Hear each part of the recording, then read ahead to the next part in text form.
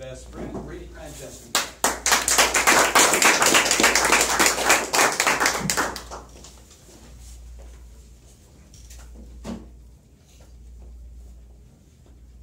Planet Earth is full of animals that we can choose as pets.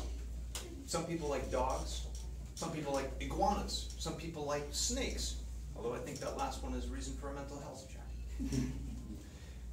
Did you know that half of Americans have cats as pets, and half of those have more than one cat? What is so great about cats? My wife is one of the small percentage that have 4 cats. I have no cats. Let me explain to you why. Exhibit A. This is a cat inside a box of electronics I brought out from the garage. If there are 2 things that don't go together in this world, it's electronics and cat urine.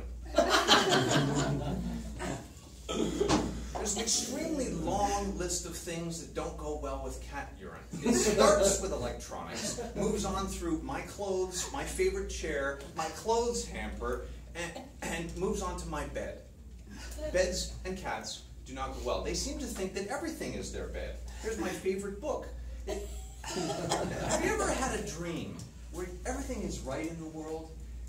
You feel light and happy. You're dancing through a field of posies and sunflowers. It's fantastic. And suddenly you lose control of your legs. They go numb. What could be wrong? I'll tell you what's wrong. The cats have broken into your room and are sleeping on your legs. I thought to myself, where could I go to get rid of cats? All things cats. The only place I could think of was outer space. But that won't even work. Let me explain why. In 1961, America started the space program. John Glenn was sent into space. It galvanized the imagination of an entire country. They started to do experiments in space. They wanted to find out, what is space made of? They took a jar. And of course, it wasn't an ordinary mason jar. It was a $10,000 NASA jar. Opened it up in a spacewalk, closed it, brought it back to Earth for analysis. Do you know what they found space was made of? Cat hair. My philosophy is that cat hair is so fine, so light, that it floats up right through the troposphere and into space. And what was once a hygienic vacuum, perfect place for Reid to live, is now nothing but cat hair. It's very upsetting. Can't get away from these things. Last week, my wife and I were going to have some friends over for dinner, and the menu I thought of was going to be excellent. A fresh pan-fried cat liver with fava beans and a fine Chianti. But my wife had other ideas, and we wound up with beef. Our guests raved about the recipe I prepared. And they said to me, Reid, what have you done with this beef? It's fantastic. I said, well, Agatha, I stewed the beef in beer and onions, but the flavor, extra ingredient that you're tasting is cat hair.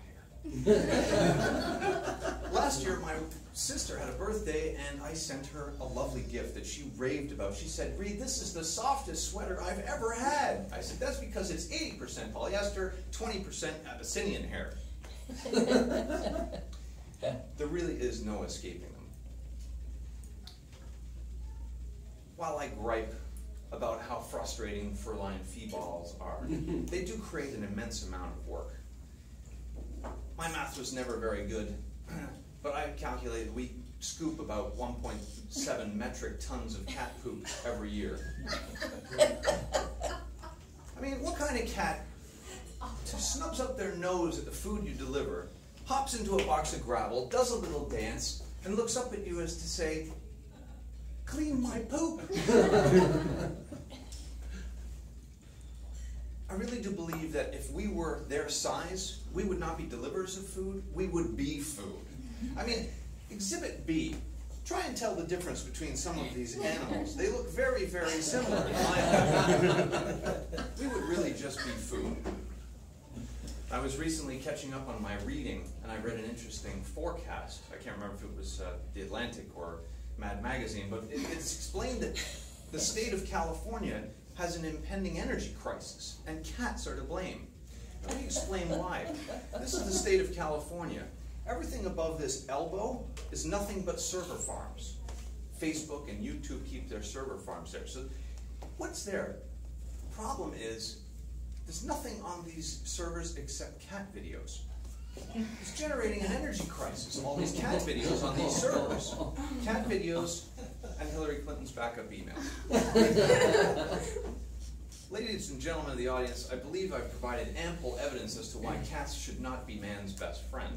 If you insist on getting one of these cats, please be sure to spay or neuter, not because the ASPCA says to do so, but because we don't want world domination and to have a gratuitous sense of revenge.